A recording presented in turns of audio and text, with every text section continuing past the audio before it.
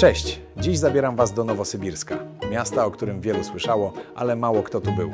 Kolejny etap naszej podróży przez Rosję i kolejna porcja przygód. Sprawdźmy, co tu się dzieje.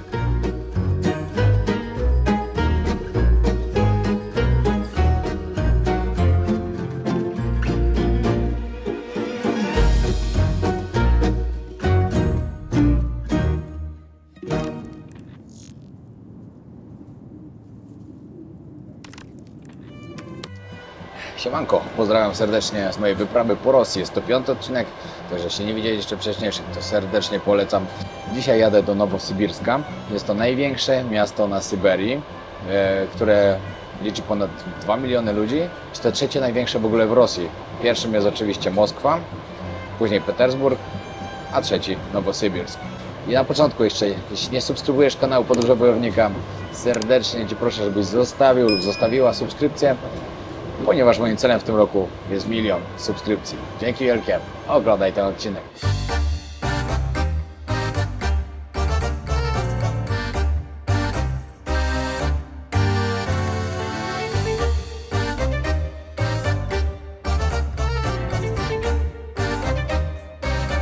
No i moi drodzy, jestem w Nowosybirsku. Pogoda znakomita. Czeka mnie to naprawdę fajny dzień. Wjeżdżam dopiero o 23:00, a mamy godzinę 9:30, także naprawdę mam bardzo dużo czasu, dlatego stwierdziłem, że sobie biorę hostel. Idę się umyć i naładować telefony i powerbanki.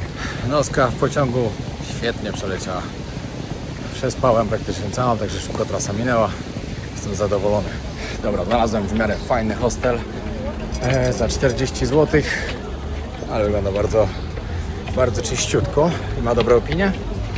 Mam do niego 20 minut z buta, 1,5 kilometra. Dobra, po tym mieście już się będzie zdecydowanie lepiej poruszać niż wczoraj. O, patrzcie, jakie ładne zrobione drzewo tu było. I wyrzeźbił ktoś, ale czad. No, będzie łatwiej podróżować, bo metro tutaj jest. No i dzisiaj to już naprawdę chyba muszę kupić tą SIM-kartę. W razie czego na tego Yandexa, żebym mógł sobie zarejestrować.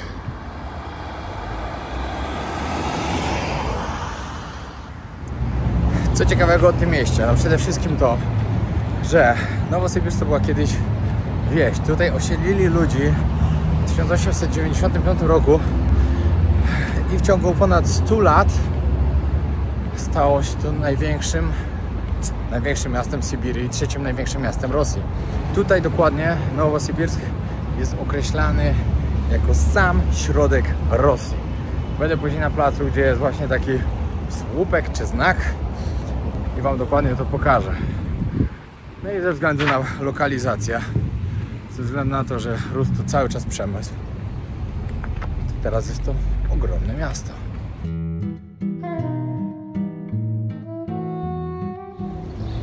Gdzieś to tu ma być mój hostel. No. O, mój hostel. Gdzieś.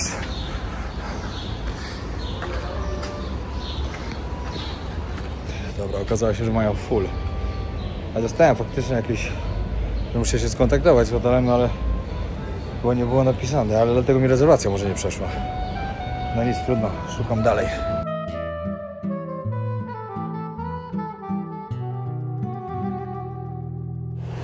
Dobra, niedaleko obok od razu kolejny hostel. Tylko nie wiem, czy to się tu wchodzi. Funky. O, ale fajnie. No i super, wszystko ogarnięte, tylko muszę iść rozmienić pieniądze, bo oni nie ma mi wydać. Powiedziałem, że poszedł do sklepu, tam mi rozmienią i będzie świetnie. 950, czyli 40 zł. Taki pokoik. Moje łóżko, wiadomo, na górze. Nie wiem, tu ktoś jest jeden chyba tylko. Spoko. Idę zjeść, wykąpać się i ruszam. Śniadanko w polskim stylu. Konserwa turystyczna. Sałatka śledziowa.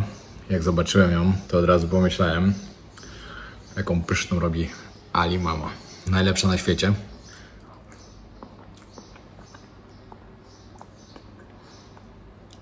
Dobra, ale do tej, co robi mama Ali, nie ma podjazdu. Pewnie wiele osób się zastanawia, dlaczego, skoro mnie stać, nie śpię w hotelach. Nie jestem skarpetą. Ja po prostu lubię hostele.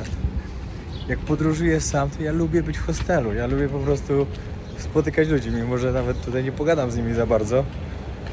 To ja lubię po prostu. Ja tak zaczynałem swoje podróże i nie muszę tego zmieniać.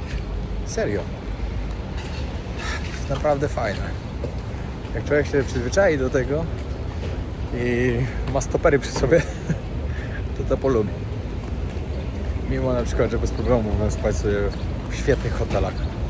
I jak przyjedzie Paweł, to pewnie będziemy spać w hotelach, chociaż do hostelu też go zabiorę na pewno. Bo spał tylko raz w życiu, jak byliśmy w Kolumbii. Także wezmę go drugi raz, ale raczej też będziemy w hotelach, no bo czemu nie? Zresztą na dwóch, jak się już później płaci, to jest jedno wychodzi. Czy zapłacę za 2 osoby za hostel, czy jedno za pokój, na jedno wyjdzie.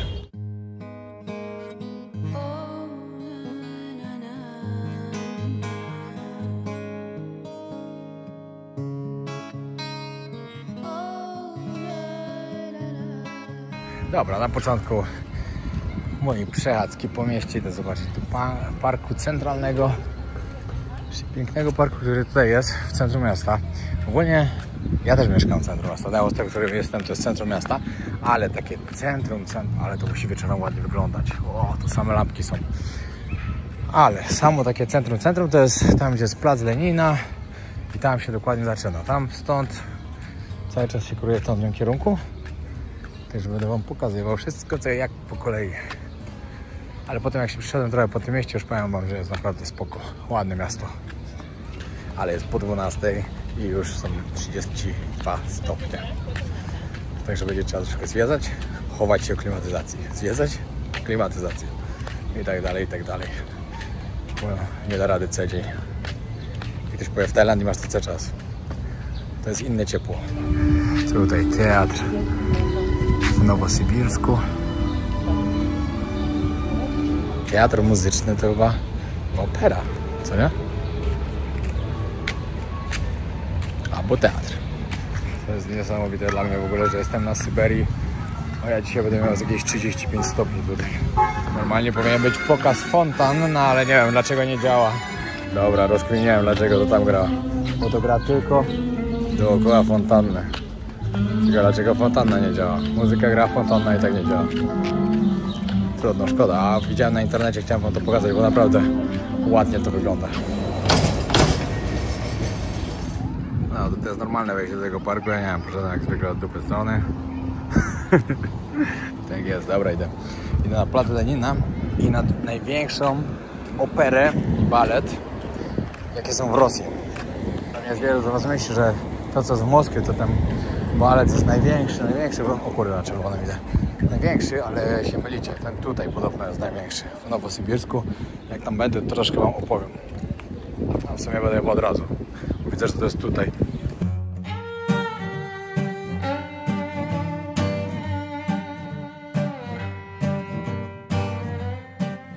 Idę przed główne wejście zobaczyć. Wiele osób pisze, że ten budynek to jest wizytówka tego miasta i że jest większy od tego teatru Bolszoj. Nie wiem, czy dobrze to mówię, Bolszoj, który jest w Moskwie. Sama ta kopuła 60 metrów średnicy.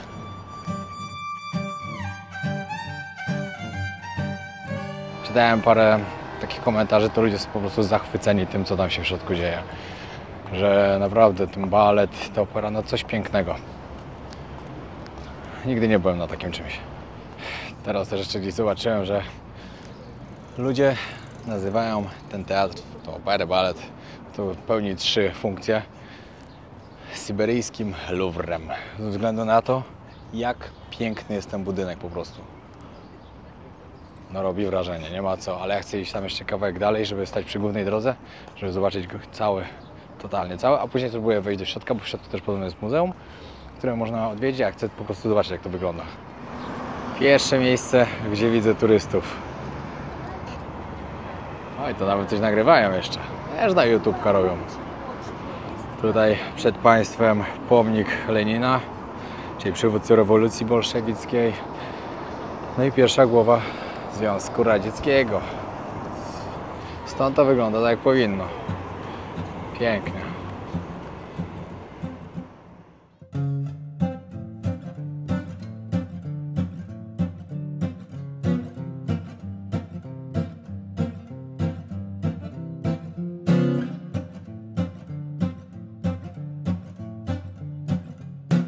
Oj, przypuszczam, że Ala to by chciała tu przyjść na taki spektakl.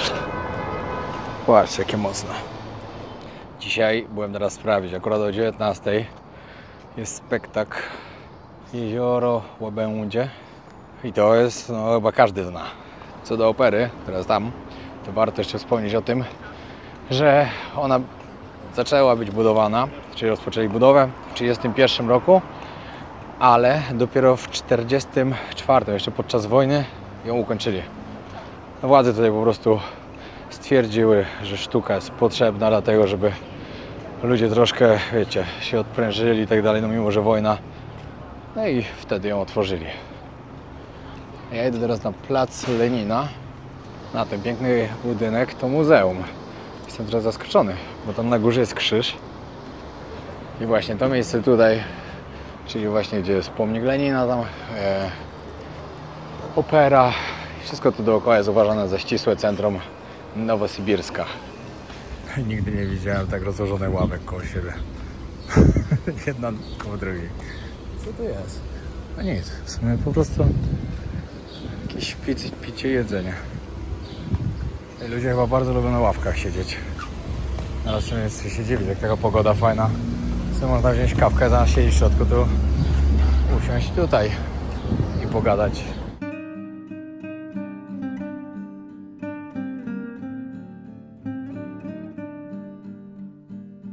Ale pewnie więcej wieczorami się dzieje, jest dopiero 13:00, to ludzie w pracy jeszcze są. Zawsze takie schody pożarowe, to mi się z Ameryką kojarzyły. No a tutaj też są. Tutaj kolejny teatr, no ale ten już mniejszy. Na takim małym obszarze, który przeszedłem, już trzeci mijam.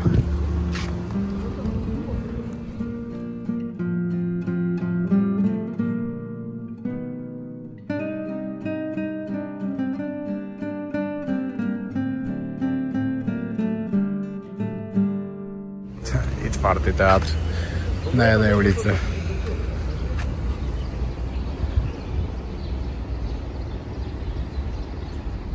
Popatrzyłem w prawo i jest piąty.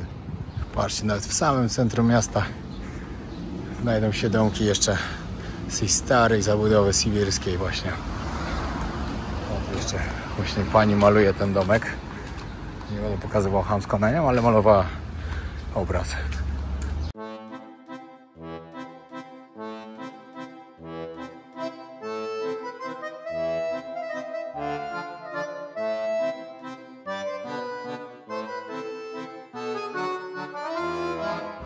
Ale tu musi być w centrum, wszędzie ładnie wieczorem.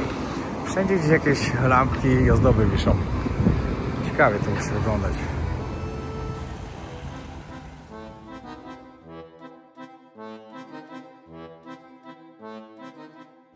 Dobra, znalazłem taką szaloną restaurację.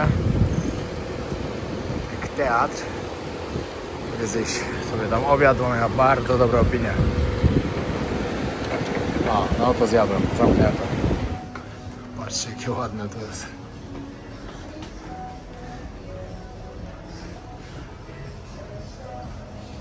Ale ciekawe. No, w takiej jeszcze restauracji nie byłem. Wszędzie gdzieś się tutaj dzieje. Dobra, pokażę wam, co tutaj mają. Ciekawe, o, patrzcie, jakie maszynki do mięsa różne. Tutaj każdy stolik inny wystrój ma. Tu jeszcze inaczej zrobione wszystko. O, patrzcie, te fajki do palenia. Stare. Arystokracja. Strzelby.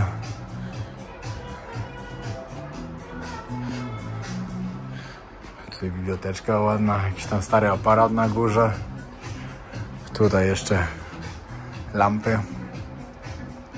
radia stare. Ale świetna miejscowa. Patrzcie, co jest w kibelku. Kurczę, lampa się odbija. Tutaj pan reperuje rury. Ciemno pewnie nie widać. O!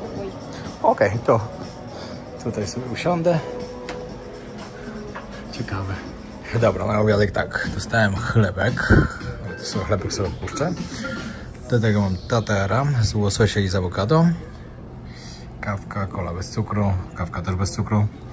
Barszczyk. Jeszcze czekam na pierogi. Ja tu codziennie jem stały zestaw, bo i to tak smakuje. Ale spokojnie, przyjedzie Paweł, to trochę będziemy więcej jeść różnych dziwnych rzeczy. Znaczy może nie dziwnych, tylko więcej rzeczy po prostu. Żeby pokazać troszkę więcej.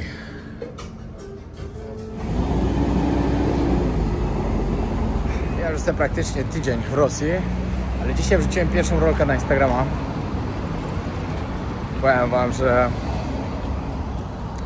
naprawdę trochę się spodziewałem tego, co się tam będzie działo.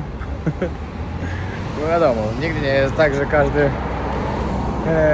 każdy musi mieć swoje zdanie. Oczywiście tak, ja oczywiście każdego zdania jakoś tam w pewnej kwestii staram się szanować, chyba że ktoś przesadza po prostu i zaczyna ubliżać. Ale jeju, no niektórzy to się tak kłócą o takie głupie rzeczy. Najciekawsze jest to, jak ludzie piszą, że przyjechałem tutaj, żeby wspierać wojnę. Że pieniądze, które wydam, to wspierają. A, naprawdę. Ja wydaję dziennie ze 100 zł. To za to nie wiem, co nie mogą sobie wesprzeć. W ogóle jak Paweł przyjedzie, to jeszcze nagramy dla was fajny odcinek, żeby pokazać wam, jak wiele zagranicznych firm niby się wycofała stąd. Ale jak naprawdę się zmieniły tylko nazwy, a rzeczy są te same. Ale tu poczekam na niego, bo w dwójkę to razem zdecydowanie lepiej ogarniamy. Ale jak ja sobie tak maszeruję i widzę to wszystko, no to, że ktoś mówił, że się stąd wycofał, to nie bardzo jest prawdą. Chyba że oni tak znakomicie podrobili to wszystko. Ale raczej myślę, że pierwsza opcja jest bardziej prawdopodobna. Że w KIT zmieniona nazwa i tyle.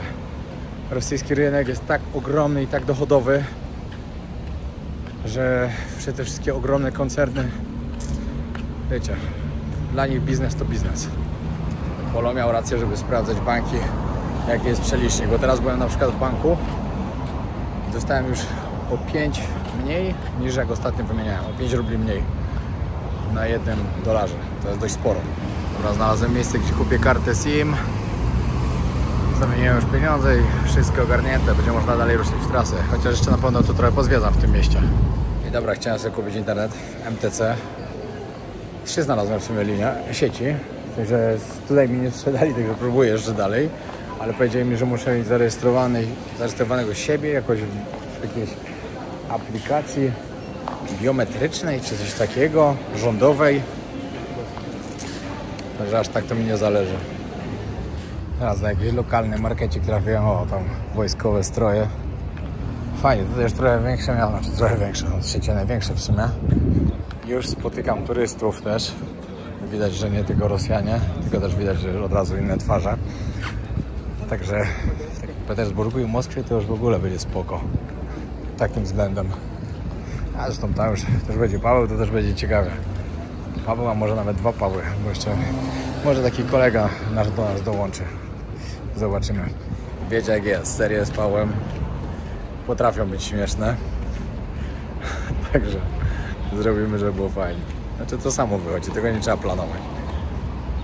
Po prostu nasze rozmowy tak wyglądają zawsze. Ta kolej transsyberyjska to jest taka fajna opcja na podróżowanie po Rosji. Nie dziwię się, że naprawdę ludzie mega lubią tym podróżować. Myślę, jak ktoś sobie fajnie tak ułoży plan, jak ja, że jedzie w nocy, w dzień zwiedza, jedzie znowu, zwiedza. To naprawdę kawał Rosji można zobaczyć. Później jedynie z Moskwy sobie przelecieć do Petersburga, żeby jeszcze zobaczyć. Całkiem fajny wyjazd. I fajna forma podróżowania. Nie tracicie na hotele, bo śpicie w pociągu. coś innego. Naprawdę to jest tak typowo podróżniczo. Tak. Lepiej się nie da. Nie no, może jeszcze by się dało, ale chociaż nie. Myślę, że kolej transsyberyjska to jest najlepsza opcja podróżowania po Rosji, bo to jest taka ikona podróży tutaj właśnie, po tym kraju. W wielu krajach można podróżować pociągiem, ale tutaj to jest takie dość wyjątkowe, bo kolej transsyberyjską tą nazwę zna każdy chyba na świecie. Nie ma chyba osoby, która nigdy nie słyszała o kolei transsyberyjskiej. Że tą kolej wybudowali w 1890 którymś roku, jakoś tak. Ponad 100 lat. Wiadomo, że się bardzo zmieniła od tego czasu. Niesamowicie, bo teraz jest mega czysto, pachnąco i w ogóle fajnie. Nie, najważniejsze, że jest czysto. To najważniejsze. Najgorsze jest to, że jest czwartek. Paweł w poniedziałek ma do mnie dolecieć. Ma pojechać na Kaliningrad, tam przekroczyć granicę i z Kaliningradu polecieć do Petersburga. Ale dalej nie dostał wizy. Dalej czeka na wizę. Jednego Polo dostał w jeden dzień, a on czeka trzeci dzień i dalej jej nie ma. Także mam nadzieję, że dzisiaj, max jutro ją dostanie. Bo już sytuacja jest podbramkowa, bo jest czwartek. W piątek, w sobotę, w niedzielę mu nikt nie wyśle wizy. Niedobrze. Trzymajcie kciuki. Tak wygląda mapa krajów, w których byłem.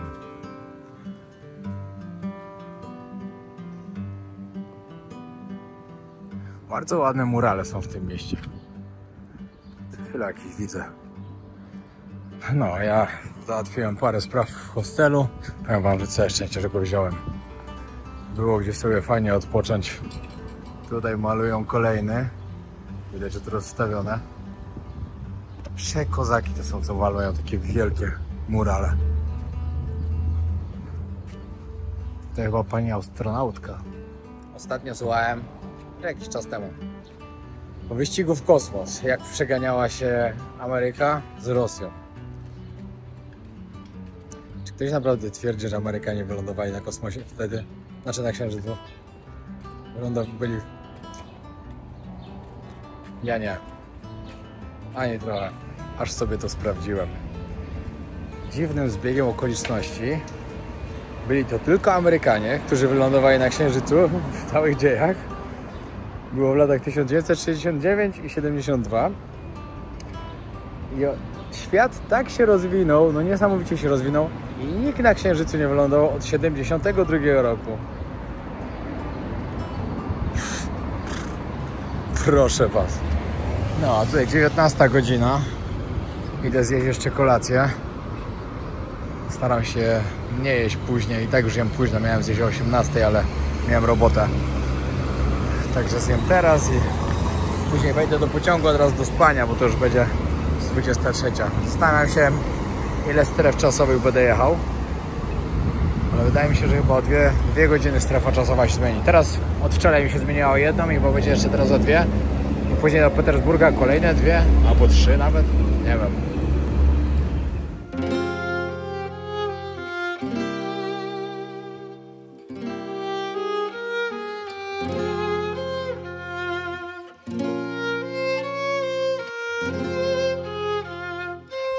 Hej, patrzcie to. Tam wielki budynek. Tu też duży. I pomiędzy nimi chyba jakiś zabytkowy z czerwonej cegły. Dobrze to wygląda.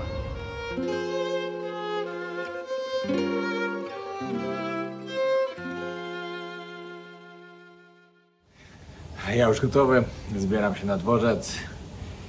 Moja 4. noc w pociągu i 1400 km dzisiaj do przejechania. Tyle mam. Tyle dokładnie mam do zrobienia. I szczerze, to już dobrze, to ostatnia. Bo mój organizm naprawdę zaczyna odczuwać to, że potrzebuję się na razie wyspać gdzieś. Także na jutro sobie już zamówiłem hotel. Ile kosztował? 170 zł chyba. Jakoś tak mniej więcej. Taki normalny. 32 stopnie. O 10 wieczorem. Nieźle. O, patrzcie, jaki stary autobusik. A za butla ma na dachu. Nie wiem, że na gaz jedź. To by było mocne. Ale może tak być.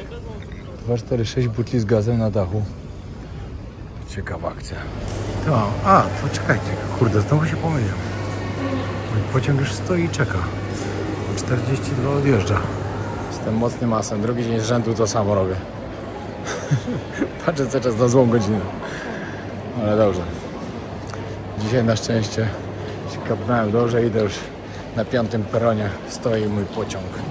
O, ten dzień to mi się tak wykończył, że powiem wam, że z chęcią pójdę już spać. 26 000 kroków. 20,5 km z buta. Prawie półmaraton. W pociągu dokończę, będę miał półmaraton z buta po Nowosybirsku zaliczony. Już mówię Pawłowi, żeby się szykował na to, żeby nie dużo chodzić po mieście i nagrywać. Już ciemno, żeby plecy polą. Nie możemy. Ale jakieś muszki tu gryzą. Podjeżdża, nie wiem, kto jest mój wagon, muszę zapytać.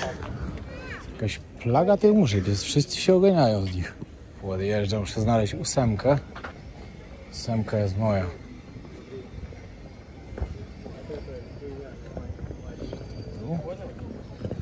O, jest, akurat to jest 8. Super.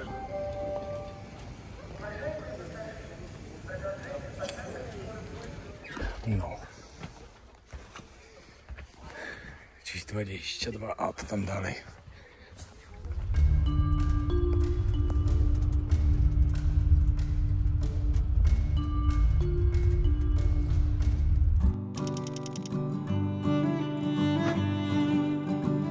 No i siemanko, kolejny dzień.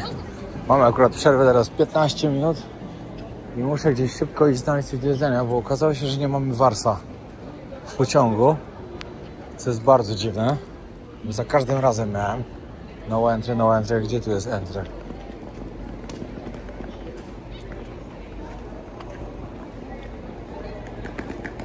Jest jakaś winda. Co tu się do środka wchodzi? O, tutaj są schody. Muszę iść szybko coś znaleźć, bo jeszcze mam 16, 5 godzin jazdy, a od wczoraj nic nie jadłem. No i dobra, udało się coś zjeść na szybko, kawkę wziąć jeszcze i coś jeszcze i mogę wracać.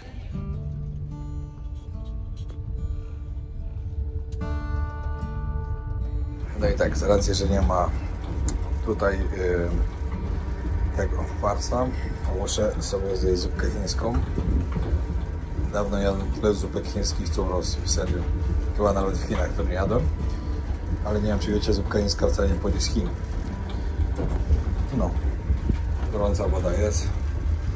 Tam baniak z wodą do picia, to można butelkę uzupełnić, też jest. Trzeba zjeść lepsze coś niż nic.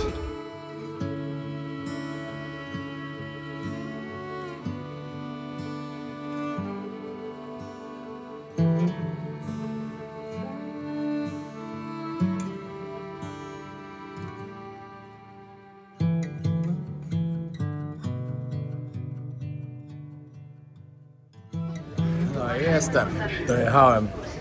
Tutaj zostaję na noc. A jutro wieczorem dopiero lecę do Petersburga. No, tak zakończę ten odcinek. Dzięki wielkie, że oglądaliście, trzymajcie się, pozdrawiam serdecznie. Seria trwa i będzie trwała przez 3 tygodnie w sumie. Także serdecznie Was zapraszam. Jeśli ktoś jeszcze nie subskrybuje kanału, to serdecznie namawiam do tego, żeby zasubskrybować kanał i wspierać dążenie do celu po 1 000 000 subskrypcji. Dzięki wielkie, pozdrawiam, na razie.